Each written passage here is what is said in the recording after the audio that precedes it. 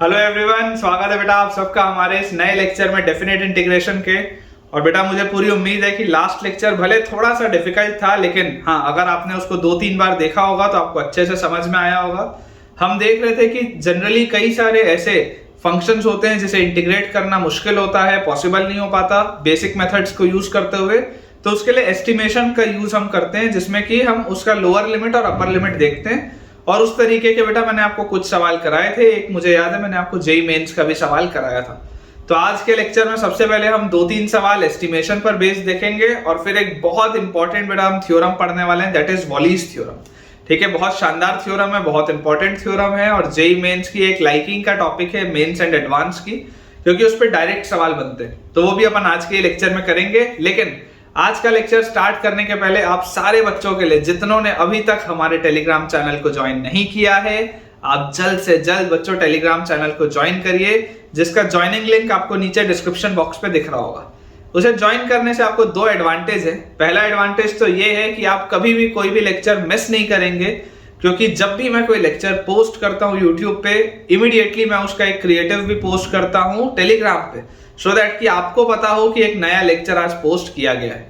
Second advantage, जो कि बहुत बड़ा एडवांटेज है, वो ये है कि बेटा यहाँ पर हम बहुत सारे क्वेश्चंस की प्रैक्टिस कर रहे हैं, लेकिन उसके अलावा यार और भी तो बहुत सारे क्वेश्चंस हमको बनाना जरूरी है, तभी तो हम मेंस एंड एडवांस में बहुत अच्छा परफॉर्म कर पाएंगे। तो उन एक्स्ट्रा क्वेश्चंस की प्रैक्टिस के लिए आप ज्यादा से ज्यादा सवाल लगाइए, और वो सवाल आपको कहाँ मिलेंगे? तो आपके टेलीग्राम चैनल पे मिलेंगे। तो जल्दी से टेलीग्राम चैनल ज्वाइन करिए, ज्वाइनिंग लिंक नीचे डिस्क्रिप्शन बॉक्स में दिया हुआ है। और जब तक मैं वीडियो शुरुआत कर रहा हूं, जल्दी से आप वीडियो को एक लाइक कर दीजिए। तो देखिए बेटा, आसान से सवाल के साथ अपन शुरुआत करेंगे। क्वेश्चन अपने पास लिखा हुआ है दैट शो दैट, पहला सवाल आज के लेक्चर का लिखा हुआ है, शो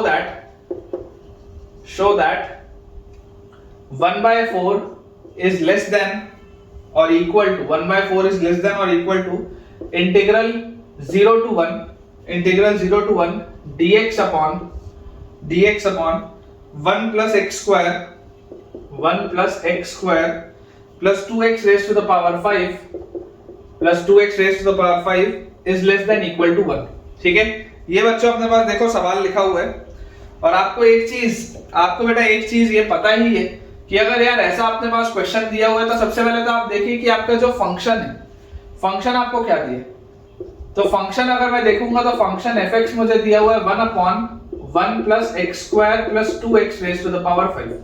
फंक्शन क्या दिया हुआ है? 1/1 plus x square plus 2x raised to the power 5। अब इस फंक्शन के लिए बच्चों, इस पर्टिकुलर फंक्शन के लिए जरा ध्यान से आप सोच के देखिए कि क्या आप इसको डिफरेंशिएट अगर करें और डिफरेंशिएट करके देखें कि f डैश क्या आता है, तो आप बोलेंगे साहब इसको हम अगर डिफरेंशिएट करेंगे तो आप इसको कंपोजिट फंक्शन बना के 1 plus x square plus 2x raised to the power 5 को आप ऊपर ले जाओ। ठीक है, तो जैसे उसके ऊपर लेके जाओगे तो पावर -1 में आएगा, तो -1 बाय ट्वाइस ऑफ, या -1 बाय ट्वाइस तो नहीं आएगा, -1 बाय आपके पास बच्चों ये आ जाएगा 1 plus x square plus 2x raised to the power 5 का होल स्क्वायर, ये आ जाएगा आपके पास। ठीक है ना, देखो x raised to the power -1 का क्या होता है? -1 नीचे, तो -1 बाय x स्क्वायर होता है। उसी चीज को बस मैंने यहाँ पर यूज किया, और क्योंकि ये कंपोजिट फंक्शन है तो अब आप इस फंक्शन के अंदर एंटर करेंगे तो x स्क्वायर का 2x और 2x की पावर 5 का 5 into 2, तो 10x की पावर 4, ये आपके पास आएगा इसका डिफरेंशिएशन। ठीक है बेटा, इसका f डैश आपके पास ये चीज आ गई।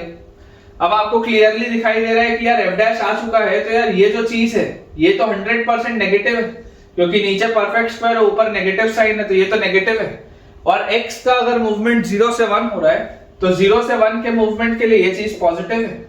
तो एक पॉजिटिव है, अगर बेटा नेगेटिव चीज से मल्टीप्लाई होगा तो ओवरऑल जो पूरी चीज होगी वो क्या होगी? नेगेटिव होगी। और नेगेटिव होगी तो if this is less than 0, तो f डैश नेगेटिव है। f डैश नेगेटिव मतलब क्या हो गया? f डैश अगर नेगेटिव आ गया तो fx must be decreasing. fx क्या होगा? डिक्रीजिंग होगा। ये बेसिक अपन ने बेटा मेथड्स ऑफ डिफरेंशिएशन में पढ़ा ही है कि अगर आपका डेरिवेटिव नेगेटिव आ गया तो जो फंक्शन होगा वो क्या होगा? It will be a decreasing function. अब याद करिए आप, डिक्रीजिंग फंक्शन की प्रॉपर्टी क्या होती थी? प्रॉपर्टी बच्चों ये होती थी कि अगर आपके पास एक फंक्शन स्ट्रिक्टली डिक्रीजिंग है और ये उसका इंटरवल है, ये लोअर लिमिट है a, ये अपर लिमिट है b, तो यार यहां पर मुझको ये दिखाई देता था कि ये वैल्यू इसकी आती थी fb ये इसकी वैल्यू आती थी fa, तो मुझे दिखता था integral fx dx, integral fx dx जो भी होगा वो 100%, आप क्योंकि इसमें लेस देन इक्वल टू लिखा है तो आप इक्वालिटी भी लगा सकते हैं, ये 100% बेटा जो होगा ये किससे बड़ा होगा, तो ये छोटे वाले जो नीचे वाला ट्राइंगल है इससे बड़ा होना चाहिए, तो this will B b minus a into fb, this will B b minus a into fb, और ये किससे छोटा होगा, तो ये बड़े वाला जो बेटा रेक्टेंगल होगा, ये बड़ा वाला रेक्टेंगल इससे छोटा होगा, तो this will B b minus a into fa, b minus a into fa, इसके बीच में होनी चाहिए, ये बात बिल्कुल श्योर है बेटा कि इसके बीच में होना चाहिए। अब आप जरा सोच के देखो कि यार आपके पास जो सवाल लिखा हुआ है, अगर मैं आपको बोल दूं कि अगर बेटा ये अपने पास क्वेश्चन दिया है तो ये पूरी चीज, ये जो पूरा आपका फंक्शन था ये किसके बीच में लाई करना चाहिए, तो आपके पास जो लिखा है dx upon 1 plus x square plus 2x raised to the power 5, ठीक है, इंटीग्रल फ्रॉम 0 to 1, तो अगर 0 से 1 में आपके पास इंटीग्रल है तो बेसिकली आपका ये जो है बेटा ग्राफ थोड़ा ऊपर से चालू होगा, इस तरीके से आ जाएगा, ये यहाँ पर आपके पास 0 से 1 के लिए इसको अपन ऐसा बना लेते हैं, यहाँ से fa को हटा देते हैं, ठीक है, इस तरीके का बच्चों आपके पास ग्राफ आएगा, इसको भी यहाँ से अपन रिमूव कर देते हैं और ये आपके पास दिया हुआ है। अब देखिए आप ध्यान से 0 से 1 में ये तो आपके आ गया 0, ये आ गया आपके पास 1, इस ग्राफ के लिए डिक्रीजिंग फंक्शन है, 0 से 1 में आपको ये दिखाई दे ही रहा है। 0 पर इसकी वैल्यू क्या होगी, तो 0 0 1 आएगी इसकी वैल्यू, 1 पर इसकी वैल्यू क्या होगी, तो 1 और 1 2 और 2 4, तो यार ये तो 1/4 आ रही है वैल्यू, ये वैल्यू तो 1/4 आ रही है, इसका मतलब कि आप बोल सकते हैं कि ये हमेशा छोटा किससे होगा, तो b minus a, मतलब 1 minus 0 into fa, fa क्या है बच्चों, fa आपके पास ऊपर है, fa ऊपर है तो fa 1 है, तो यार ये देख लो 1 से छोटा आ रहा है, 1 minus 0 1 होता है, 1 into 1 1 होता है, किससे बड़ा आ रहा है, तो ये चीज हमेशा बच्चों आपके पास बड़ी आएगी, कहां से, यहां पर अगर आप देखेंगे तो this will B from 1 minus 0 b minus a into fa, fb क्या है, fb तो 1/4 है, तो यहाँ 1/4 आएगा, तो आ गया क्या यार, देखो जो लेके आना था, ये जो dx by 1 plus x square plus 2x raised to the power 5 बच्चों आ रहा है, ये पूरे का इंटीग्रल फ्रॉम 0 to 1 हमेशा 1/4 या उससे बड़ा है और 1 या उससे छोटा है। बहुत सिंपल सा बेटा सवाल था, ठीक है, ये सिर्फ आपको एक बार थोड़ा सा गो थ्रू कराने के लिए था कि ये चीज हमने लास्ट लेक्चर में ऑलरेडी पढ़ी है। चलिए नेक्स्ट क्वेश्चन देखते हैं बेटा, नेक्स्ट क्वेश्चन थोड़ा सा बेटर है, क्वेश्चन में अपने पास लिखा हुआ है प्रूव दैट, अभी आपके पास मैं आपको बताया ही हूं कि भले मैं आपको शो दैट या प्रूव दैट में करा रहा हूं, लेकिन ये बहुत आसानी से सिंगल करेक्ट में भी आ सकता है, तो prove that π/6 is less than integral 0 to 1 dx upon root over 4 minus x square minus x cube dx upon root over 4 minus x square minus x cube is less than pi root 2 by 8, is less than pi root 2 by 8। ये बच्चों अपने पास देखो चीज लिखी हुई। अब आपको बेटा ऐसे सवालों में हमेशा ये देखना जरूरी होता है कि आपको लेके क्या आना है, क्योंकि ये जो रेडिकल वाला फंक्शन है, मैंने आपको लास्ट लेक्चर में भी कराया था कि रेडिकल वाले फंक्शन में अगर आप इसका डेरिवेटिव करके देखेंगे भी तो स्ट्रिक्टली इंक्रीजिंग या स्ट्रिक्टली डिक्रीजिंग कई बार देख के बता पाने में दिक्कत होती है, ठीक है ना, रेडिकल वाले फंक्शंस में कई बार बच्चों स्ट्रिक्टली इंक्रीजिंग या स्ट्रिक्टली डिक्रीजिंग देखकर बताने में दिक्कत होती है, तो आपको ऑब्जर्व करने की जरूरत क्या है कि ये फंक्शन हमेशा किससे बड़ा होगा और किससे छोटा होगा, और आपको क्या चीज लेके आनी है ये भी देखना जरूरी है। तो यार ये देखो ये लिखा है π/6, π/6 कब आएगा, π/6 आएगा जब यहाँ पर dx by root over 4 minus x square बस बचेगा। बेसिकली π/6 होता क्या है, साइन इनवर्स हाफ होता है, क्योंकि साइन π/6 की वैल्यू कितनी आती है, साइन π/6 की वैल्यू आपके पास आती है 1/2। तो आप समझने की कोशिश करिए कि अगर मैं ऐसा लिख दूं, पटाखों की आवाज को इग्नोर करेंगे, अगर आपको आ रहा हो तो, शादियों का सीजन चल रहा है, मतलब अब क्या कर सकते हैं, रिकॉर्ड तो करना ही है। तो अपने पास देखो लिखा हुआ है 4 minus x square minus x cube, ये बेटा आपके पास लिखा है। क्या मैं ये बात बोल सकता हूं क्या कि ये चीज 100% किससे छोटी होगी, ये चीज 100% बेटा मैं बोल सकता हूं this will be less than root over 4 minus x square से, क्योंकि यहां पर आपने x क्यूब वाली चीज सब्ट्रैक्ट भी तो कर दी ना, आपका इंटीग्रल 0 से 1 में है, x क्यूब 0 से 1 में पॉजिटिव होगा, अब 4 minus x square में से आपने यहाँ पे कुछ सब्ट्रैक्ट कर दिया और यहाँ पर आपके पास सिर्फ 4 minus x square लिखा है। तो अगर बच्चों ये चीज अपने पास लिखी हुई है तो यहां से अपने को समझ में क्या आता है, यहां से अपने को बच्चों समझ में आता है कि इफ दिस इज ट्रू तो इसका रेसिप्रोकल जो होगा that is 1 upon root over 4 minus x square minus x cube will be greater than 1 upon root over 4 minus x square. ये चीज आ जाएगी अपने पास। अगर बच्चों ये रिलेशन सही है तो इसका रेसिप्रोकल जो होगा, इसका रेसिप्रोकल में आपके पास रिलेशन बदल जाएगा। तो this complete thing will be greater than 1 by root over 4 minus x square. तो यार अगर ये चीज हो रही है तो आप सोच के देखो, अगर मैं इसमें इंटीग्रेट कर दूं, मैंने आपको बताया था कि अगर एक फंक्शन हमेशा किसी दूसरे फंक्शन से छोटा है, if fx is always less than gx, तो इंटीग्रल fx जो होगा किसी एक पर्टिकुलर लिमिट में वो इंटीग्रल gx से भी छोटा होगा उसी पर्टिकुलर लिमिट में। तो अगर बच्चों मैं इंटीग्रेट कर दूं फ्रॉम 0 टू 1, ठीक है, अगर इसको हम इंटीग्रेट कर दें फ्रॉम 0 टू 1, तो 0 से 1 में बच्चों हम ये भी बोल सकते हैं कि ये चीज हमेशा, ये वाली चीज हमेशा इससे बड़ी होगी। ये बात सही है। अब root over 4 minus x square है क्या? बेसिकली ये 4 को आप लिख सकते हैं 2 का स्क्वायर, और dx by root over a square minus x square, यार ये तो साइन इनवर्स x बाय होता है। dx by root over a square minus x square is sine inverse x by a, मतलब sine inverse x by 2 from 0 to 1। तो clearly sine inverse 1 bye 2 आएगा which is 5 bye 6। तो यार ये तो हो गया प्रूफ, ये तो आपके पास हो गया प्रूफ कि ये पूरी चीज इससे बड़ी आ रही है। देख लो dx by root over 4 minus x square minus x cube, ये पूरी चीज 5 बाय 6 से बड़ी आ रही है। ये तो अपन ने प्रूफ कर लिया। अब अगले में थोड़ा दिमाग लगेगा, थोड़ा सा दिमाग लगेगा बेटा। याद करो इस तरीके का मैंने आपको जो पिछला एक सवाल कराया था ना, उसमें जहां तक मुझे याद है शायद यहां पर हाफ बस लिखा था शायद। मतलब मैं आपको जो समझाना चाह रहा हूं वो समझो ध्यान से, कि अगर आप लिखते हैं कि root over 4 minus x square minus x cube, ये आपने लिखा, तो आप ये बात 100% बोल सकते हैं ना कि यार ये पूरी जो चीज होगी, ये पूरी चीज हमेशा ही रूट 4 से तो छोटी होगी। ऐसा आप बोल सकते हैं ना। मुझे ऐसा पता नहीं क्यों याद आ रहा है कि लास्ट लेक्चर में मैंने आपको जो सवाल कराया था ना, उसमें यहां पर कुछ हाफ का फैक्टर था या ऐसा था। तो मैं आपको ये बोल रहा हूं कि आपको रट के नहीं रखना है, आपको बेटा रट के नहीं रखना है। आपको ये चीज समझ के रखना है कि यार आप जो यहां पर पूछा जा रहा है वो कैसे क्रिएट करेंगे, जो यहां पर बच्चों पूछा जा रहा है वो कैसे क्रिएट करेंगे, आपको ये सोचना है। तो मैं आपको ये बोलता हूं कि अगर बेटा मैं ऐसा लिखूं, देखो 4 माइनस एक्स स्क्वायर अभी तक तो वैसे ही है। मैं अगर आपको ऐसा बोलूं कि यहां पर लिखा हुआ है माइनस एक्स क्यूब भी, यहां पर लिखा हुआ है माइनस एक्स क्यूब भी, आप मुझे एक बात बताओ कि in 0 to 1, in x belongs to 0 to 1, x square जो होगा वो एक्स क्यूब से बड़ा होगा। ये बात तो श्योर है, क्योंकि आप 0 से 1 के बीच में जितना पावर बढ़ाते जाएंगे नंबर उतना छोटा होता जाएगा। तो अगर एक्स स्क्वायर बच्चों एक्स क्यूब से बड़ा होगा तो minus x square minus x cube से छोटा होना चाहिए। Minus x square minus x cube से क्या होना चाहिए? छोटा होना चाहिए। तो यार ये 4 माइनस एक्स स्क्वायर में यहां पर मैंने माइनस एक्स क्यूब जोड़ दिया, और यहां पर 4 माइनस एक्स स्क्वायर में मैंने बेटा माइनस एक्स स्क्वायर जोड़ दिया। बहुत इंपॉर्टेंट स्टेप है, बहुत इंपॉर्टेंट स्टेप है, ध्यान से सोचो। मैंने यहां पर 4 माइनस एक्स स्क्वायर में क्या ऐड किया? मैंने माइनस एक्स क्यूब ऐड किया। यहां पर 4 माइनस एक्स स्क्वायर में मैंने क्या ऐड किया? माइनस एक्स स्क्वायर ऐड किया। आप देख सकते हैं माइनस एक्स स्क्वायर छोटा है, माइनस एक्स क्यूब बड़ा है। तो अगर ये माइनस एक्स क्यूब बड़ा है तो ये पूरी चीज इससे बड़ी होगी। ये बात तो श्योर है बेटा कि अगर ये पूरी चीज अपन ने इस तरीके से लिखी है तो हमारे पास जो लिखा हुआ है root over 4 minus x square minus x cube, क्योंकि minus x cube minus x square से बड़ा है इसलिए ये पूरी चीज इस पूरी चीज से बड़ी हो जाएगी, क्योंकि ये 4 माइनस एक्स स्क्वायर और 4 माइनस एक्स स्क्वायर तो सेम ही है, बस यहाँ पर माइनस एक्स क्यूब एक्स्ट्रा है, यहाँ पर माइनस एक्स स्क्वायर एक्स्ट्रा है।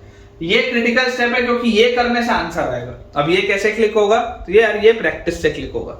आप अगर ध्यान से देखेंगे बच्चों इसको तो आपके पास आ जाएगा root over 4 minus x square minus x cube will be greater than root over 4 minus 2x square. ठीक है, और जैसे ही बेटा मैंने ये चीज कर दी कि ये इससे बड़ा होगा root over 4 minus 2x square से, तो dx अब मैं बोल सकता हूं 1 by root over 4 minus x square minus x cube, this will be less than 1 by root over 4 minus 2x square. और अगर बच्चों मैं इसको इंटीग्रेट कर दूं, अगर हम इसको इंटीग्रेट कर दें बिटवीन 0 टू 1, इसको बेटा अगर हम इंटीग्रेट कर दें बिटवीन 0 टू 1, तो क्योंकि ये पूरा फंक्शन इस पूरे फंक्शन से छोटा था तो इसका इंटीग्रल भी इससे छोटा होगा। तो अगर इसका इंटीग्रल बच्चों इससे छोटा होगा तो यार ये 4 माइनस 2x स्क्वायर का क्या मतलब है? सबसे पहले तो आप 2 का फैक्टर बाहर निकालो। तो अगर आप बच्चों 2 का फैक्टर बाहर निकालोगे तो आपके पास आ जाएगा इंटीग्रल 0 टू 1, और 2 बाहर निकलेगा तो ये 1 बाय रूट 2 बाहर निकला, और आपके पास आ गया dx अपॉन 2 बाहर निकलते ही root over 2 minus x square. आपके पास क्या आ गया? Root over 2 minus x square. ये चीज अपने पास आती है। अब बेटा जैसे ही ये चीज अपने पास आई, इसको आप क्या बोल सकते हो, ये अगेन देखो dx by root over a square minus x square की प्रोफाइल है। कैसे, ये जो 2 लिखा है, इस 2 को आप लिख सकते हो रूट 2 का स्क्वायर, रूट 2 का स्क्वायर। तो this is dx by root over a square minus x square. तो dx by root over a square minus x square होता है sine inverse x by a, तो x by root 2 from 0 to 1, sine inverse x by a, और बाहर root 2 आपके पास लगा ही है, तो अपने पास आ गया 1 बाय रूट 2 और साइन इनवर्स 1 बाय रूट 2। तो साइन थीटा 1 बाय रूट 2 कब होता है, जब थीटा पाई बाय 4 होता है। तो साइन इनवर्स 1 बाय रूट 2 क्या आएगा, पाई बाय 4, तो this will B pi by 4, ठीक है। और उसके बाद बेटा देखो क्या लिखा होगा अपने पास, फिर साइन इनवर्स 0 करोगे तो 0 होता है, तो अपने पास आंसर आ रहा है पाई बाय 4 रूट 2। अगर आप इसको रैशनलाइज कर लें तो यार answer will be root 2 pi by 4 into 2 8, root 2 pi by 8 जो लेके आना था, देख लो यही चीज आपको लेके आनी थी। तो बहुत ब्यूटीफुली बेटा आपने देखा कि हमको प्ले करना आना चाहिए, हमको पता होना चाहिए कि हमको कहां पर क्या लिखना है और क्या लिखने से क्या जनरेट होता है। This is very important. अक्सर बच्चों का ये टॉपिक कमजोर होता है, कई सारे मैं देखा हूं बच्चों, टीचर्स का भी ये टॉपिक कमजोर होता है। हम लोग कई बार जब इंटरव्यूज लेते हैं तो इंटरव्यूज में हम ऐसे वाले सवाल उठपटांग से जरूर पूछते हैं, ताकि हमको ये समझ में आए कि टीचर्स का स्किल कितना है, वो कितना सोच पा रहे हैं। क्योंकि रटा रटाया बेटा कई बार होता है कई सारे टीचर्स को, ये सारी चीजें आपको एग्जाम हॉल में सोचनी पड़ेंगी कि हम क्या करें तो क्या क्रिएट होगा। तो ये सारी चीजों के लिए आपको बच्चों प्रैक्टिस चाहिए, प्रैक्टिस करेंगे तभी आपसे बेटा ये मजबूती से जल्दी से बन पाएगा। चलिए बेटा अब अपन अपने अगले टॉपिक की तरफ आगे बढ़ते हैं। अपना जो नेक्स्ट टॉपिक है दैट इज वॉलीज थ्योरम, ठीक है, बहुत इंपॉर्टेंट है बेटा, ये लास्ट टॉपिक है इस चैप्टर का, Wallis theorem and reduction formula. Wallis theorem and reduction formula काफी एक बच्चों इंपॉर्टेंट टॉपिक है, और अब मैक्सिमम 2 या 3 लेक्चर और चलेगा बेटा डेफिनेट इंटीग्रेशन, उसके बाद फिर अपन एओडी स्टार्ट करेंगे। Volleys theorem and reduction formula ये टेक्निकली आपका लास्ट टॉपिक है इस चैप्टर का। अब वॉलीज थ्योरम बेटा क्या बोलता है, वॉलीज थ्योरम ये बोलता है कि अगर आपके पास मान लीजिए आ जाए integral 0 to pi by 2, integral 0 to pi by 2 sine raise to the power mx into cos raise to the power nx। अगर बच्चों इस तरीके का हमारे पास आ जाए sine raise to the power mx into cos raise to the power nx dx, तो इस तरीके की अगर बेटा कोई भी चीज, इस तरीके की बच्चों अगर कोई भी चीज हमको एक्सपैंड करनी हो तो जो रिजल्ट होता है, इसका जो सॉल्यूशन आता है that is m-1 into m-3 into m-5 से लेकर 1 या 2 तक, से लेकर 1 या 2 तक, जहां पर भी एंड होगा। जैसे मान लीजिए m की वैल्यू 5 हो तो 5 माइनस 1 मतलब 4 के बाद 2, तो 2 पे एंड हो जाएगा। मान लो अगर m की वैल्यू 11 होती तो 11 माइनस 1 मतलब 10, फिर 8, फिर 6, फिर 4, फिर 2 पर एंड होता। लेकिन अगर m की वैल्यू 10 होती, अगर m की वैल्यू 10 होती तो m माइनस 1 मतलब 9, 7, 5, फिर 3, फिर 1। तो जहां पर भी एंड हो आपको एक एक नंबर छोड़ के ऑल्टरनेटिवली डिक्रीजिंग ऑर्डर में लिखना है, जहां पर भी एंड हो, या तो 1 पर एंड होगा या तो 2 पर एंड होगा। तो ये चीज आ गई multiplied with n-1 into n-3 into n-5 and so on till 1 या 2 तक, जहां पर भी एंड हो, डिवाइडेड बाय इस पूरी चीज के बच्चों डिवीजन में आपके पास आ जाएगा m plus n into m plus n minus 2 into m plus n minus 4 से लेकर अगेन 1 या 2 तक, और ये पूरी चीज बच्चों मल्टीप्लाई होगी किसी एक फैक्टर के से। ये जो बच्चों पूरी की पूरी चीज है ये मल्टीप्लाई होगी किसी एक फैक्टर के से। जो बस यहाँ पर समझने वाली बात है हमारे लिए वो ये है कि m और n जो होता है, m and n are non negative integers. अब आप उसको नॉन नेगेटिव इंटीजर्स कह लें या इसको आप होल नंबर बोल लें, बात एक ही। नॉन नेगेटिव इंटीजर आप कहे या आप बच्चों इसको होल नंबर बोल लें, बात एक ही, ठीक है। m और n जो होते हैं वो नॉन नेगेटिव इंटीजर्स होते हैं या होल नंबर होते हैं, और ये इसका एक्सपेंशन होता है। अब अगर m और n, if m and n are both even, तो आपके पास जो k होता है, k की वैल्यू होती है पाई बाय 2। k की वैल्यू पाई बाय 2 होती है, ये जो यहां पर मैंने k लिखा है बच्चों, this k is equal to pi by 2। अगर m और n दोनों ही इवन होते हैं और k की वैल्यू 1 होती है in all the other cases, in all the other cases, इनके अलावा, दोनों इवन के अलावा अगर बच्चों कोई भी और केस आ जाए तो k की वैल्यू क्या आ जाएगी आपके पास 1 आ जाएगी। ठीक है, ये होता है बेटा वॉलिस थ्योरम बेसिक। ये बेसिक है वॉलिस थ्योरम का, यही चीज हमको बस समझनी जरूरी है, यही सबसे बेटा इंपॉर्टेंट चीज है, क्योंकि इससे डायरेक्टली रिजल्ट आता है, इससे डायरेक्टली रिजल्ट आता है। अब देखिए, आप बच्चों याद करने की कोशिश करिए, आप याद बच्चों करने की कोशिश करिए कि मैंने आपको बताया था इंटीग्रल 0 से π/2, याद करो मैंने आपको डे 1 पर कुछ रिजल्ट्स लिखाए थे और बोले थे कि जब अपन लास्ट में पहुंचेंगे तो आप देखेंगे कि प्रॉपर्टीज का इस्तेमाल करते हुए बहुत आसानी से हो जाता है। इंटीग्रल 0 से π/2 जैसे sin x, ये जो होता है आपके पास इंटीग्रल 0 से π/2 sin x, तो इसका आंसर आपको पता है 1 होता है, इसका आंसर आपको पता है 1 होता है। ठीक है, ये इंटीग्रल 0 से π/2 sin स्क्वायर x, इसका आंसर आपको पता है π/4 होता है। चलो अगर आपको इसको सॉल्व करना हो तो वॉलिस थ्योरम से आप इसको कैसे सॉल्व करोगे? आप बोलोगे सर sin स्क्वायर x के बगल में ना cos की पावर 0x लिख लो, cos x की पावर 0 लिख लो, लिख सकते हैं, कोई दिक्कत की बात नहीं। इस फॉर्मेट में बना लिया अपन ने। अब इसके हिसाब से सर ये जो है तो 2 - 0, तो 2 - 0 तो क्या होता है? 2 - 0 तो मतलब सॉरी 2 - 1 तो 1 होता है, तो यहाँ पर तो एक अकेला 1 ही आएगा क्योंकि एक ही टर्म। उसके बाद 0, तो आगे तो आपको यहाँ पर कुछ भी लिखने की जरूरत नहीं है, क्योंकि अगर पावर 0 है तो 0 - 1 से तो चालू करोगे नहीं, 1 या 2 पर ही खत्म करना है, तो इस टर्म के लिए तो आगे कुछ भी नहीं आएगा। और डिवाइडेड बाय m + n, तो m + n कितना आ जाएगा 2, और से लेकर ये 2 तक ही चलेगा तो यही आएगा। और इसके बाद पाई, यहाँ पर जो k होगा बेटा, k की वैल्यू आप क्या रखेंगे? तो अगर दोनों इवन है तो इसकी वैल्यू होती है π/2, तो आप देख लो आंसर आ गया क्या? π/4, यही तो आंसर था इसका। Integral of sin square x लिखा हो या integral of cos square x लिखा हो, दोनों का आंसर यही तो आता है π/4। चलो मैं आपको एक और करके दिखाता हूं। इमेजिन करो अगर आपके पास बच्चों दिया हो इंटीग्रल 0 से π/2 और मेरे पास अगर लिखा हो sin³ x। अब मुझे पता है इसका आंसर 2/3 आता है, मुझे पता है इसका आंसर 2/3 आता है। मैं बोलता हूं इसी तरीके से अगर करें तो sin³ x into cos x की पावर 0 लिखा हुआ है, ये अपने पास लिखा हुआ है चीज। तो अगर बच्चों ये चीज लिखी हुई है तो देखिए शुरुआत कहां से होगा? 3 - 1, तो 3 - 1 मतलब 2 से शुरुआत होगा और 2 तक ही जाना है। यहाँ पावर 0 है तो आगे कुछ भी लिखने की जरूरत नहीं है। और नीचे 3 + 0 तो 3, सबसे पहले 3 + 0 तो 3, और उसके बाद फिर 3 + 0 के बाद 3 + 2, 3 + 0 - 2, तो अगेन क्या आएगा? 1 आएगा, 3 के बाद 1 आएगा। और क्योंकि एक ऑड है और एक इवन है तो k की वैल्यू क्या आएगी? 1 आएगी। तो देख लीजिए आंसर आपके पास क्या आ रहा है? 2/3 आ रहा है, 2/3 आ रहा है। यही अगर मैं अपने ट्रेडिशनल मेथड से जाता तो मुझे इस क्यूबिक को मतलब sin³ x को पहले sin3x वाला फॉर्मूला लगा के आसान वे में कन्वर्ट करना पड़ता, उसके बाद सॉल्व होता। तो बेटा इंपॉर्टेंट समझिए, इंपॉर्टेंट समझिए, जैसे अगर आपके पास आ जाए इंटीग्रल 0 से π/2 cos⁴ 4x dx, तो आप cos⁴ 4x, अब इसका आंसर आपको पता है 3π/16 होता है, आपको पता है इसका आंसर 3π/16 होता है। मैं आपको बोलता हूं कि इसके साथ आप sin x की पावर 0 भी लिख लो, क्या दिक्कत है?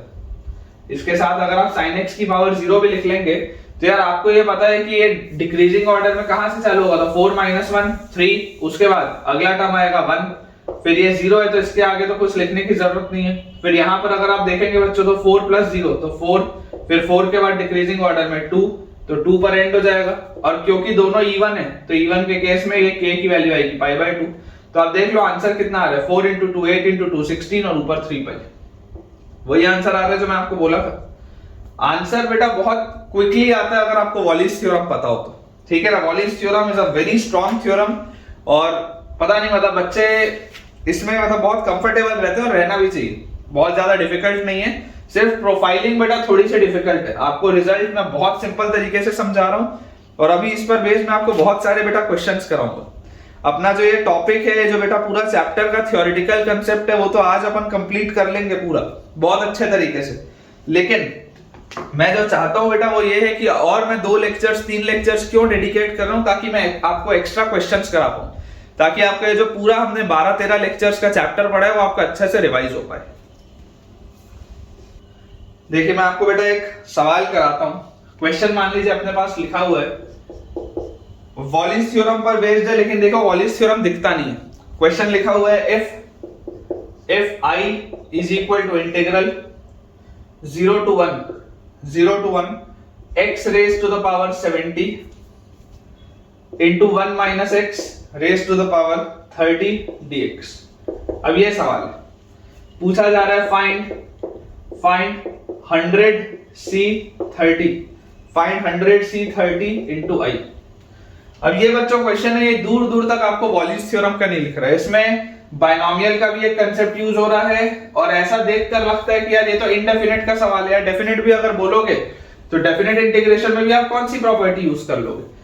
आप अगर इसमें किंग लगा भी लोगे तो उससे हासिल क्या होगा? ऐसा तो कुछ भी हासिल नहीं होगा। लेकिन बेटा इस x को देखते हैं, 1 माइनस एक्स की जो प्रोफाइल है, अगर मान लो मैं आपको ये बोलूं कि अप्रोच जो आपका होना चाहिए, मतलब कोई भी एक होशियार बच्चा जो होता है ना बेटा, वो पेन चलाने के पहले 100 दफे दिमाग में सोचता है कि मैं अगर कुछ लिखने जा रहा हूं तो उससे मुझे मिलेगा क्या। आप इमेजिन करिए, मैं अगर आपको ये बोल दूं कि यार आप x को एक बार sin स्क्वायर थीटा रख के तो देखिए, आप एक बार सोच के तो देखिए कि अगर x की वैल्यू sin स्क्वायर थीटा हम रख दें तो x की वैल्यू sin स्क्वायर थीटा रखते ही हमको हासिल क्या होगा? देखो यहां से आपके पास आ जाएगा i will be equal to integral 0 to 1। तो फिलहाल तो लिमिट्स बदल जाएंगी, 0 जैसी आप रखोगे यहाँ पर 0 आएगा क्योंकि sin 0 0 होता है, ठीक है। और उसके बाद यहाँ अगर आप 1 रखोगे तो इस पूरे की वैल्यू 1 कब आ जाती है? जब थीटा पाई बाय 2 होता है, ऐसा आप बोल सकते हैं, जब थीटा पाई बाय 2 होता है। तो अपन ने लिमिट्स बदल ली अपने हिसाब से 0 से पाई बाय 2 में। अच्छा, x को अगर आप sin स्क्वायर थीटा रख रहे हैं तो आपके पास यहाँ पर आ जाएगा sin की power 140 theta. sin square theta अगर आप रखेंगे उसके पावर 70 है तो sin की पावर 140 थीटा हो जाएगा। उसके बाद यहाँ पर बच्चों देखो 1 माइनस साइन स्क्वायर, तो 1 माइनस साइन स्क्वायर होता है cos स्क्वायर, और cos स्क्वायर की पावर 30, मतलब ये आ जाएगा cos raise to the power 60 theta. ये आ जाएगा आपके पास cos raise to the power 60 theta. और dx क्या हो जाएगा? यहां से देखो dx जैसे आप देखेंगे तो dx will be 2 sin theta cos theta d theta, ठीक है। dx will be 2 sin theta और sin थीटा का cos थीटा, क्योंकि कंपोजिट फंक्शन है, और d थीटा। अब आप इसको बच्चों sin टू थीटा में कन्वर्ट मत करो, अननेसेसरी आप इसको sin टू थीटा में कन्वर्ट मत करो। आप 2 यहां पर लिखो, यहां पर आप लिखो d थीटा, और sin और cos एक एक और आ रहा है ना, तो आप यहां पर 140 के बदले लिख लो 141, और यहाँ पर बच्चों आप 60 की जगह लिख लो 61, ऐसा लिख सकते हैं अपन। कोई भी दिक्कत की इसमें बात नहीं है बिल्कुल भी। तो बेटा देखिए यहाँ से आपके पास कैसा आ जाएगा। अब अगर आप बोलेंगे कि यार ये प्रोफाइल तो वॉलिस थ्योरम की है क्योंकि 0 से पाई बाय 2 लगा है, तो यार मैं आपको क्या बोलूंगा, सबसे पहले आप देखो 141 से अगर आप डिक्रीज करना चालू करो तो आपका आंसर क्या होना चाहिए? 2 मल्टीप्लाइड बाय, ये 2 है मल्टीप्लाइड बाय, यहाँ पर मैं वॉलिस थ्योरम बोल रहा हूँ, तो 141 माइनस 1 140, फिर एक एक छोड़ के आपको बेटा डिक्रीज करते जाना है, तो 138 136 134, ऐसा करके आप कहां तक जाओगे? ये डिक्रीज होते होते 2 तक जाएगा क्योंकि इवन नंबर्स लिखे हुए। सिमिलरली cos की पावर 61 थीटा है, तो 61 थीटा अगर आप बेटा 61 माइनस 1, ये 60, फिर 58, फिर 56, ये भी डिक्रीज होते होते 2 तक जाएगा। और नीचे बच्चों क्या लिखा होगा अपने पास? नीचे लिखा होगा 141 प्लस 61, तो 141 प्लस 61 क्या होता है? 140 प्लस 60, 140 प्लस 60 इज 200 और 202, तो यहां आ जाएगा आपके पास m plus n into m plus n minus 2, तो 200, फिर 198, फिर 196, और ऐसा करते हुए ये भी 2 तक चल रहा है, ये लिखा हुआ है। और मल्टीप्लाइड बाय, मतलब मल्टीप्लाइड बाय बेटा अपने पास k होता है, और k तो क्या होगा? 1 होगा क्योंकि दोनों ऑड है। जब दोनों इवन होते थे सिर्फ और सिर्फ तब पाई बाय 2 होता था, तो मल्टीप्लाइड बाय 1 होगा तो वो लिखने की जरूरत अपने को है नहीं। अब यार ये चीज आपके पास आ रही है, अब आपको थोड़ा सा अपना दिमाग लगाना पड़ेगा। कैसे दिमाग लगाना पड़ेगा? मैं आपको बच्चों ये बोलता हूं, आप इसको ऐसे लिखो 2 मल्टीप्लाइड बाय, यार ये वाले जो सारे टर्म्स हैं, इन सारे टर्म्स में क्या 2 का फैक्टर है क्या? और ये टोटल कितने टर्म्स लिखे हुए हैं? 2 से लेकर अगर मैं 140 तक लिखा हूं, टोटल 70 टर्म्स है। देखो हर टर्म का डबल लिखा है, ये 70 का डबल है, ये 69 का डबल है, 68 का डबल है, 67 का डबल है, और लास्ट वाला 1 का डबल है। तो अगर मैं इसमें सब में से 2 निकालूं तो 2 की पावर 70 बाहर आएगा, और अंदर आपके पास बच जाएगा क्या? अंदर आपके पास बच जाएगा 70 इंटू 69 इंटू 68 से लेकर कहां तक? 1 तक, ये चीज अपने पास बचेगी। ये सब बेटा आपने परम्यूटेशन एंड कॉम्बिनेशन में बेसिक्स पढ़े हुए हैं। सिमिलरली बाद वाले में देखो, ये पूरे में से में टोटल कितने टर्म्स होंगे? टोटल इसमें 30 टर्म्स है, 2 से लेकर 60 तक इवन नंबर्स में। तो अगर मैं 2 की पावर बच्चों 30 बाहर निकाल लूं तो अंदर मेरे पास यहाँ पर क्या बचेगा? 30, फिर 29, फिर 28 से लेकर 1 तक। और लास्ट अगर बच्चों में देखूं तो लास्ट में मेरे पास अगेन ये टोटल कितने टर्म्स है? 101 टर्म्स है, तो 2 की पावर 101 बाहर, तो अंदर क्या बचेगा? 101 इंटू 100 इंटू 99 इंटू 98 से लेकर 1 तक। चीज तो यही आ रही है अपने पास, चीज तो यही आ रही है बच्चों अपने पास। अब यार यहां से अपने को देखो थोड़ा सा एनालाइज करने की जरूरत है। ये जो लिखा हुआ है बेटा वो पूरी चीज क्या लिखी हुई है समझने की कोशिश करते हैं। I इज इक्वल टू ये लिखा हुआ है बेटा 2 की पावर 30, 2 की पावर 70, 2 की पावर 100 और बाहर एक 2 और, तो 2 की पावर 101 मल्टीप्लाइड बाय ये अपने पास लिखा हुआ है 70 फैक्टोरियल, ठीक है 1 से 70 तक का प्रोडक्ट है। फिर ये अपने पास लिखा हुआ है 30 फैक्टोरियल, 70 फैक्टोरियल बाय 30 फैक्टोरियल, और नीचे अपने पास क्या लिखा हुआ है, नीचे अपने पास लिखा हुआ है 101 फैक्टोरियल, नीचे अपने पास लिखा हुआ है 101 फैक्टोरियल ये लिखा हुआ है। और यार नीचे अपने पास एक 2 की पावर 101 और है, नीचे अपने पास 2 की पावर 101 और इसमें भी मैं आपको बेटा अगर ये बोलूं कि आप 101 अलग कर दो, ये 101 फैक्टोरियल है ना, पैटर्न बनाने के लिए आप 101 into 100 फैक्टोरियल लिख लो, एक ही बात। आपको ये चीज पता ही है कि n फैक्टोरियल जो होता है that is n into n minus 1 factorial, बात तो वही है। तो इस तरीके से अपन इसको लिख सकते हैं, यहां से ये चीज कैंसिल हो गई। अब आपके पास लिखा क्या है, I इज इक्वल टू ये, चलो अगर आपने ये चीज लिख ली, ये चीज आपने लिख ली, अब आपसे पूछा क्या जा रहा है 100c30 into I, तो therefore 100c30 into I will be equal to 100 factorial upon 30 factorial into 100 minus 30 मतलब 70 फैक्टोरियल मल्टीप्लाइड बाय I की जगह क्या आ जाएगा 70 factorial into 30 factorial by 101 into 100 factorial, यही तो आएगा अपने पास। तो यार सब तो कट गया, 100 फैक्टोरियल 30 70 70 30, मतलब कि इस पूरे का आंसर बेटा 1 by 101 आ रहा है। देख लो आप, ये जो पूरी चीज है इसका आंसर आपके पास कितना आ जाएगा 1 by 101, मतलब it is a beautiful question of Wallis theorem. Star लगा लेते हैं, it is a very beautiful question of Wallis theorem. देखकर ऐसी बेटा फीलिंग नहीं आती कि वॉलिस थ्योरम लग रहा होगा, लेकिन आप देखो वॉलिस थ्योरम लगते ही कितने शानदार तरीके से सवाल हुआ, और ये टिपिकल सवाल है बेटा जेईई मेंस लेवल का, it is a typical question. क्यों? क्योंकि इसमें बहुत सारे चैप्टर्स के कंसेप्ट लग रहे हैं। आपको परम्यूटेशन कॉम्बिनेशन का नॉलेज होना चाहिए, बाइनोमियल का नॉलेज होना चाहिए, उसके अलावा बच्चों आपको ये डेफिनेट इंटीग्रेशन भी आना चाहिए, वॉलिस थ्योरम भी पता होना चाहिए। तो जब एक सवाल के अंदर बच्चों 2-3 टॉपिक्स मिक्स होते हैं तो वो सवाल जेईई की लाइकिंग का होता है, ठीक है। तो मेरे हिसाब से तो ये बहुत ही अच्छा सवाल है। चलिए अपन कुछ क्वेश्चंस और देखते हैं बेटा वॉलिस थ्योरम के।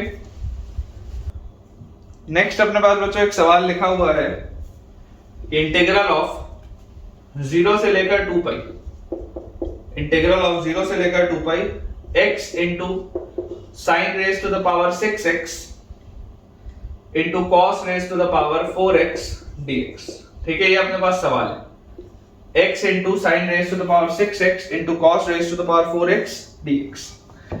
अब थोड़ा सा बच्चों ध्यान से अगर अपन इसको ऑब्जर्व करें तो सबसे पहले आपको ये चीज दिखाई देती है कि अगर मैं इस पूरी चीज को I मान लूं तो यार इसमें एक फंक्शन तो अलजेब्रिक है और दूसरा फंक्शन ट्रिग्नोमेट्रिक है।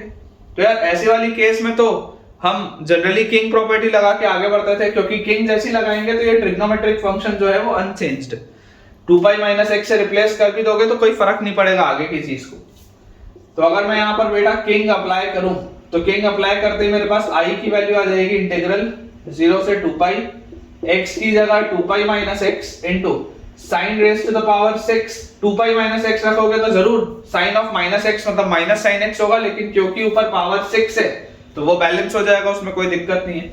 वैसे ही आगे cos raise to the power 4x को तो कोई भी फर्क नहीं पड़ेगा, क्योंकि cos of 2 pi minus x तो cos x ही होता है।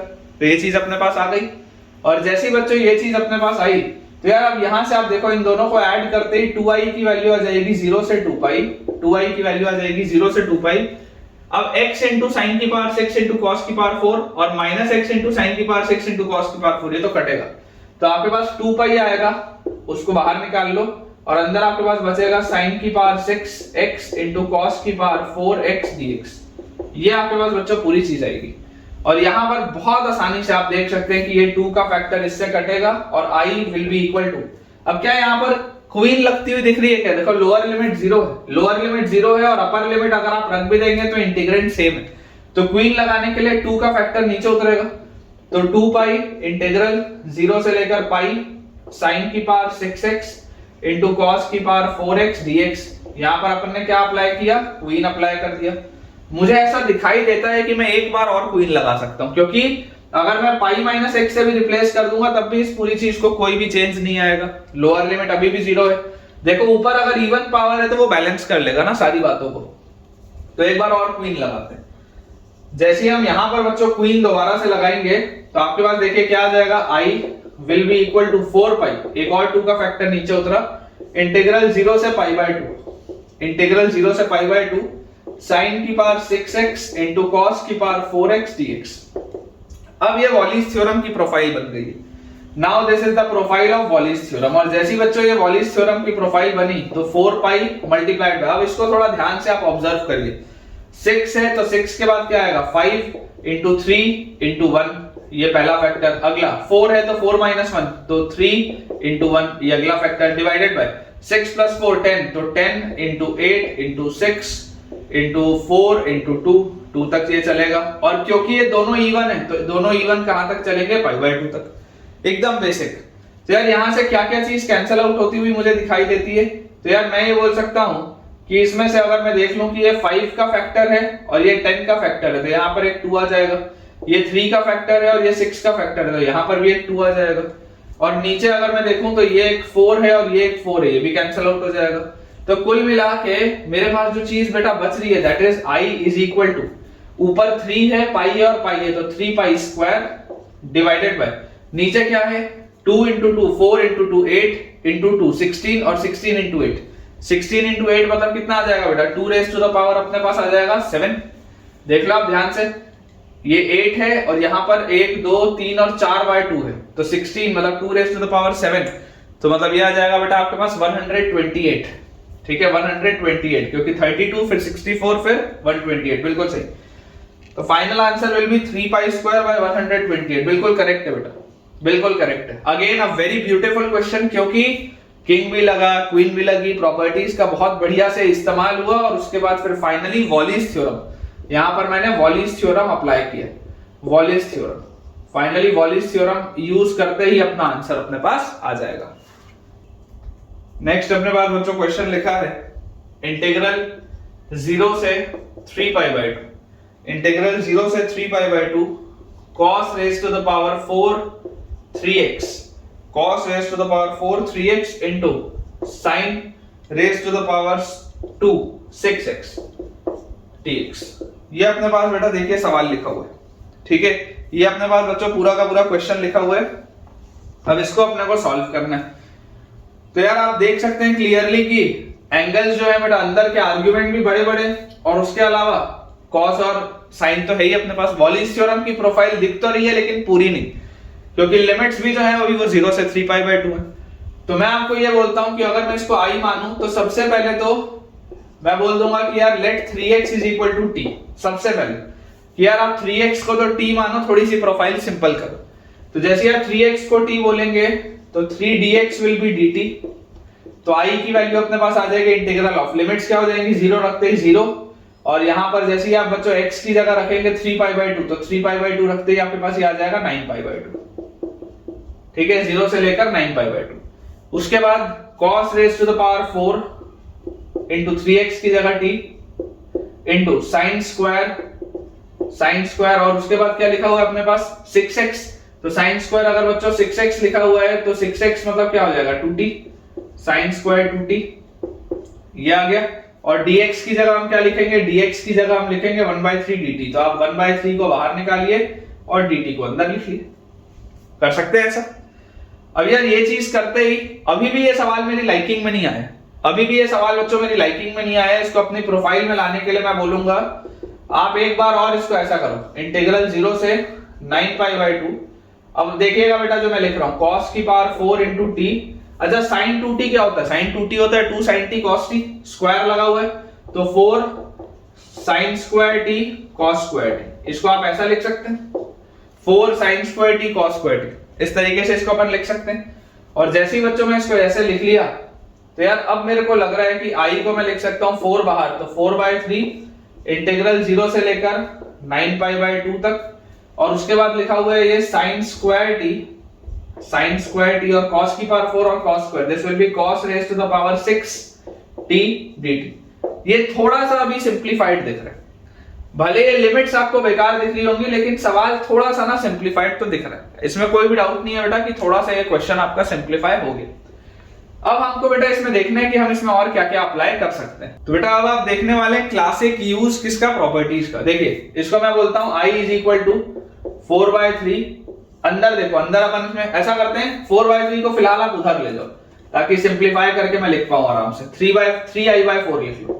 3i/4 इज इक्वल टू, अब चलो यहां पर देखो प्रॉपर्टीज का अगर हम इस्तेमाल करें तो 9π/2 को अगर मैं ब्रेक करूं तो इसको मैं ऐसा लिख सकता हूं कि 0 से 4π into sine square t cos की पावर 6t dt और प्लस इंटीग्रल 4π से लेकर 9π/2।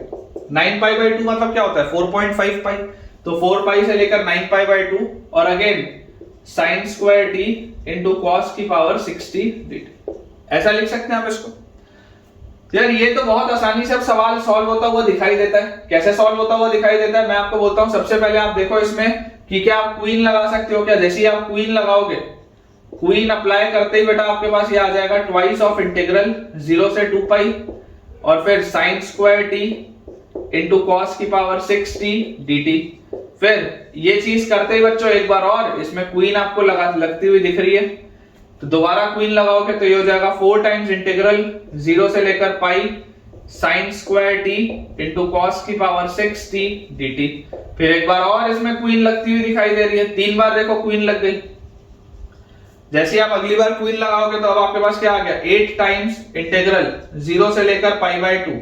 8 टाइम्स इंटीग्रल 0 से लेकर π/2 sine square t into cos की पावर 6t dt। फिलहाल तो यहां तक आप इसको लेके आ सकते हो। इसके बाद अब वॉलीज लगाना पड़ेगा।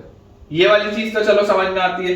इसके आगे वाली बच्चों अगर हम चीज देखें तो आप याद करिए मैंने जब आपको जैक प्रॉपर्टी पढ़ाई थी जहां पर मैं आपको बताया था कि पीरियड ऑफ फंक्शन का अगर यूज आ रहा हो तो अपने को करना चाहिए। तो जैक प्रॉपर्टी में बच्चों मैंने आपको बताया था कि कभी भी लोअर लिमिट अगर उटपटांग से दिख रही हो तो लोअर लिमिट को बदलने का एक तरीका होता है। और वो तरीका क्या होता है? तरीका यह होता है कि अगर मैं आपको बोल दूं let t is equal to, लिख लेते हैं यहां पर 4π, t is equal to 4π plus y, मान लो ऐसा लिख लेते हैं let t is equal to 4π plus y। अगर मैं इसको इस तरीके से लिख लूं तो यार यहां से मेरे पास क्या हो जाएगा dt will be dy। dt की वैल्यू क्या आ जाएगी dy। अगर मैं t को 4π प्लस y बोलूंगा तो dt विल बी dy। तो यहां से आपके पास लिमिट्स बदल जाएंगी। 4π अगर आप यहां पर रखोगे t की जगह तो 4π से 4π बैलेंस यहां 0 आ गया।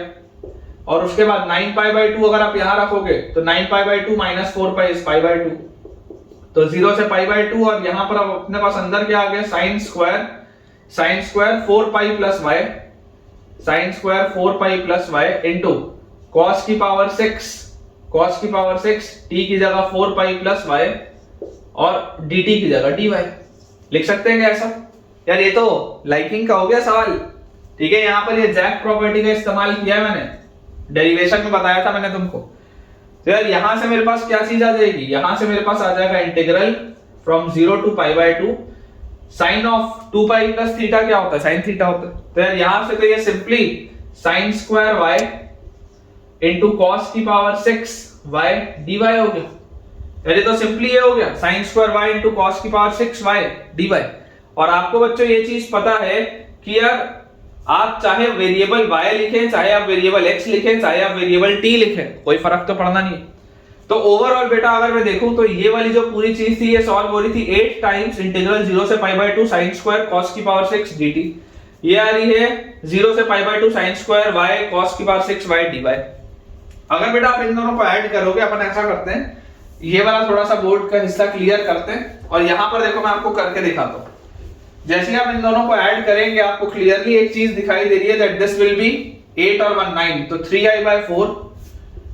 3i/4 will be equal to 9 times integral 0 से π/2। और वेरिएबल बच्चों आप सेम इसमें रख सकते हैं, कोई दिक्कत की बात नहीं है।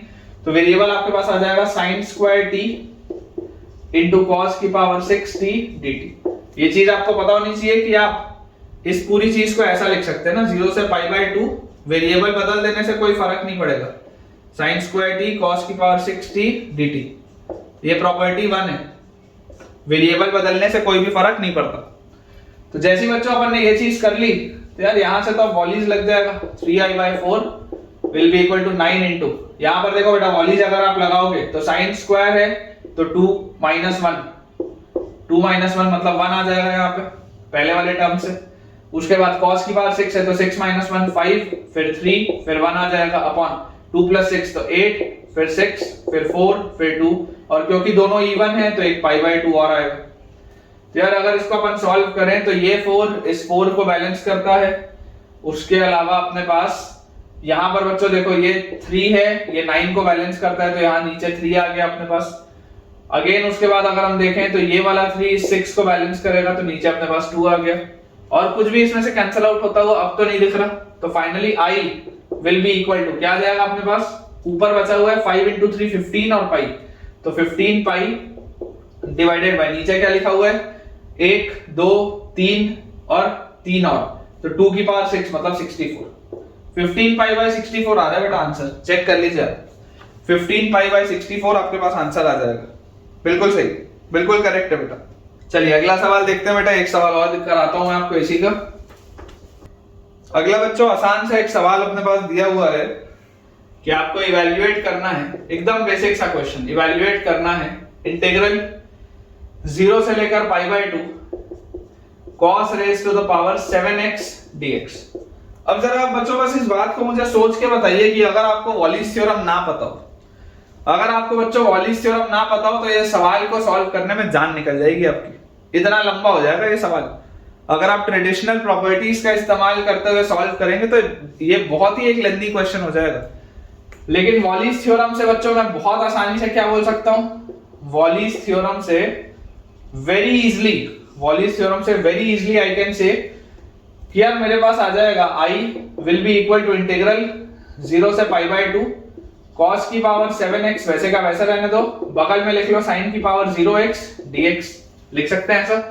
तो यार यहां से अपने पास 7 माइनस 1 मतलब 6, फिर 4, फिर 2, यह आ गया 6, फिर 4, फिर 2, फिर बगल वाले में तो 0 है तो यहां पर कुछ भी लिखने की जरूरत है नहीं, अपॉन 7 प्लस 0 तो 7 into 5 into 3 into 1, और क्योंकि एक ऑड है एक इवन है तो बगल में 1 मल्टीप्लाई होगा k की जगह। बस यही इसका आंसर है बेटा। आप चाहें तो इसको और एक बार फर्दर सिंपलीफाई कर सकते हैं, 3 का फैक्टर 1 आपने कट कर दिया और इससे ज्यादा ये सिंपलीफाई होगा नहीं, तो 2 into 2 4 into 4 16 अपॉन 7 5 35, ये आंसर आ जाएगा आपका। आप देख सकते हैं कि कितने आसानी से बेटा अगर वॉलिस थ्योरम हमको पता हो तो हम सवालों को सॉल्व कर सकते हैं। चलिए एक सवाल मैं आपको और कराता हूं, लिखा हुआ है अपने पास इवैल्यूएट, हमको बच्चों इसमें इंटीग्रेट करना है, इंटीग्रेट हमको करना है 0 से लेकर 4 pi sin raise to the power 4x into cos square x dx, sin raise to the power 4x into cos square x dx, एकदम आसान सा सवाल। तो जैसे ही बच्चों आप इसको सॉल्व करेंगे देखिए आपके पास क्या चीज आ जाएगी कि आपको यहाँ पर दिखाई देता है कि यार सबसे पहले तो मुझे क्वीन लगाना पड़ेगा, क्वीन लगाते ही ये मेरे पास आ जाएगा ट्वाइस इंटीग्रल 0 से 2 पाई, और यही सेम चीज फिर क्वीन लगाना पड़ेगा तो एक और, तो 4 टाइम्स इंटीग्रल 0 से पाई, फिर वही सेम चीज, कोई बदलाव नहीं है, फिर एक बार क्वीन लगाना पड़ेगा तो 8 टाइम्स इंटीग्रल 0 से पाई बाय 2। अब जाके आप लिख सकते हैं यहाँ पर sin raise to the power 4x into cos square x, क्योंकि इसके बाद अगर आप क्वीन लगाएंगे तो क्वीन लगेगा नहीं क्योंकि इंटीग्रेंड चेंज हो जा रहा है, इसके बाद में बच्चों इंटीग्रेंड आपके पास चेंज हो जा रहा है, तो ये अपने पास पूरी चीज लिखी है। अब अगर ये बच्चों हमारे पास पूरी चीज लिखी हुई है, मान लेते हैं इस पूरे को अपन i, तो ये आपके पास i की वैल्यू लिखी हुई है, और सिंपली अगर आप वॉलिस थ्योरम आप लगा लें तो यार यहाँ पर आपको 4 दिख रहा है तो 4 माइनस 1 3, फिर 1, 2 लिखा हुआ है तो 2 ही रहेगा, नहीं 2 माइनस 1 आएगा, गलती हो गई, 2 माइनस 1 आएगा तो 1, और उसके बाद आगे कुछ नहीं आएगा, और 4 प्लस 2 तो 6, और 6 के बाद 4 और उसके बाद 2, और क्योंकि दोनों इवन है तो पाई बाय 2। तो देखिए बेटा यहां से आपके पास आप अगर ध्यान से देखेंगे तो 4 और 2 8 और 8 कट गया, और 3 और 6 कट गया तो यहां पर आ गया 2, तो आपके पास क्लियरली आंसर इसका दिखाई दे रहा है पाई बाय 4। चेक कर लीजिए बच्चों, पाई by 4 will be the right answer, बिल्कुल सही। तो बेटा अब अपन रिडक्शन फॉर्मूला देखते हैं बेसिक्स, और उसके बाद फिर आज का लेक्चर एंड करेंगे। अब बेटा देखो रिडक्शन फॉर्मूला होता क्या है, मैं आपको सवाल के थ्रू बताता हूं कि रिडक्शन फॉर्मूला का मतलब क्या और इसका यूज क्या आता है। रिडक्शन फॉर्मूला कि इसका मतलब क्या और इसका यूज क्या आता है मैं आपको समझाता हूं। चीज बच्चों बहुत सिंपल सी है, कि इमेजिन करिए अगर आपके पास लिखा हुआ है i n is equal to integral sine x raise to the power n d x. मान लो आपके पास ये दिया हुआ है और आपको ये बोला जा रहा है कि यार आप इसको थोड़ा सा सिंप्लीफाई करिए, इसको सिंप्लीफाई करिए। या ये अगर आपके पास आई एन लिखा हुआ है तो देखो आई टेन क्या होगा, I ten will be integral sine x raise to the power 10 dx, ये होगा आई टेन। मान लो अगर आपको बोला जाए आई फाइव, तो आई फाइव क्या होगा, integral sine x raise to the power 5 dx। यही तो इसका मतलब है, इसका मतलब यही तो है। तो रिडक्शन फॉर्मूला में हमको करना क्या होता है बेटा, हमको इस इक्वेशन एक बनाना है, इसको सिंप्लीफाई करके। मैं आपको एक सवाल करके दिखाता हूं, उससे आपको थोड़ी सी क्लैरिटी ज्यादा आएगी। कि अगर मान लीजिए इस तरीके के आपके पास कोई चीज आ जाए, तो इसको आप इस तरीके से लिख सकते हैं क्या, that I n is equal to integral, अगर मैं एक साइन एक्स बाहर ले लूं तो बस मैंने एक बच्चों साइन एक्स बाहर लिया और अंदर अपने पास क्या लिखा हुआ है, साइन एक्स की पावर एन। तो साइन एक्स की पावर एन अब क्या हो जाएगा, साइन एक्स की पावर एन माइनस 1 हो जाएगा। ऐसा अपन इसको लिख सकते हैं। सिर्फ मैंने यही किया, मैंने इस बहुत सारे साइन एक्स की पावर में से एक साइन एक्स बाहर लिया, अंदर पावर एन माइनस 1 हो गया और ये अपने पास चीज लिखी हुई है। और यार यहां पर अगर मैं आपको बोलूं कि एक बार बाय पार्ट्स लगाओ, मैं आपको यहां से देखो दिखाता हूं कि फायदा क्या होगा। जैसे ही आप इसमें बाय पार्ट्स लगाएंगे, बाय पार्ट्स लगाते ही आपके पास ये वाली चीज आ जाएगी फर्स्ट फंक्शन, ये वाली चीज आ जाएगी सेकंड फंक्शन। तो बेटा देखो रूल क्या होता है बाय पार्ट्स का, फर्स्ट फंक्शन है ना, I n will be equal to first function मतलब sine x raise to the power n minus 1 into integral of second function, into integral of second function minus complete integral of derivative of first function. तो derivative of first function will be n minus 1 times sin x raise to the power n minus 2 और sin x का cos x, यही आएगा। First function into integral of second function minus complete integral of derivative of first function. तो इसको जैसे आप differentiate करेंगे तो कंपोजिट फंक्शन है तो ये आ जाएगा इनटू इंटीग्रल ऑफ सेकंड। तो इनटू इंटीग्रल ऑफ सेकंड जैसे आप करोगे तो sin x का इंटीग्रल क्या होगा, माइनस cos x। तो ये माइनस को प्लस कर लेते हैं अपन, ठीक है, और यहां पर cos का cos स्क्वायर कर लेते हैं। ये आपके पास आ गई चीज। फायदा होता हुआ बेटा मुझे दिखाई दे रहा है, क्योंकि मुझे एक बड़े इक्वेशन से एक इक्वेशन बनाना है, एक जनरल इक्वेशन। पर्पस क्या है, पर्पस ये है कि मुझे एक जनरल इक्वेशन बनाना है, एक जनरल इक्वेशन बनाना है। इसका यूज कैसे आता है बेटा आपके पास क्वेश्चन सॉल्विंग में, मैं आपको बताऊंगा कल, जो हमारा नेक्स्ट लेक्चर होगा उसमें मैं आपको बताऊंगा। लेकिन मुझे अभी पर्पस क्या है रिडक्शन फॉर्मूला का, कि मुझे एक जनरल इक्वेशन बनाना है n में। तो अगर एक जनरल इक्वेशन में n मैं बनाना चाहता हूं, n तो देखो किस तरीके से बनेगा, I n will be minus sine x raise to the power n minus 1 into cos x plus integral of, यहां पर ध्यान से देखेंगे n माइनस 1 तो कांस्टेंट है, बाहर निकाल लो, तो n minus 1 into integral of sine x raise to the power n minus 2 और cos स्क्वायर x क्या होता है, cos स्क्वायर x होता है 1 माइनस साइन स्क्वायर x। लिख सकते हैं cos स्क्वायर x को 1 माइनस साइन स्क्वायर x। तो यहां से बेटा अपने पास आ जाएगा I n will be equal to minus sine x raise to the power n minus 1 into cos x plus n minus 1 into, अब देखेंगे इंटीग्रल ऑफ, अंदर क्या लिखा हुआ है sin x की पावर n माइनस 2, जब 1 से मल्टीप्लाई होगा तो sin x की पावर n माइनस 2 आएगा, ठीक है।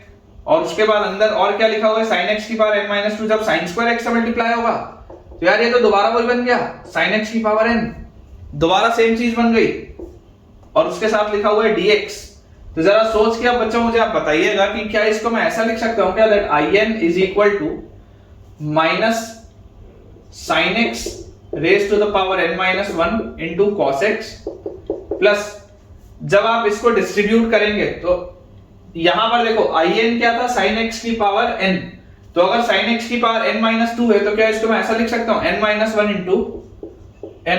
इंटू आई n माइनस 2, ऐसा लिख सकता हूं क्या।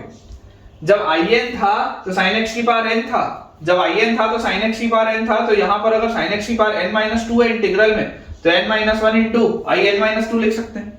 और यही वाली चीज जब इससे मल्टीप्लाई होगी तो minus n minus 1 into minus n minus 1 into minus n minus 1 into क्या आ जाएगा, इंटीग्रल ऑफ sin x की power n, integral of sin x की power n will be i n, integral of sin x की power n will be i n। तो ये बेटा आपके पास एक जनरल, देखो मैंने रिजल्ट निकाला है, ये एक जनरल मैंने रिजल्ट निकाला है n में, इसमें कहीं पर भी इंटीग्रेशन वाली ऐसा चीज नहीं है, और ये एक जनरल अपन ने रिजल्ट निकाल लिया।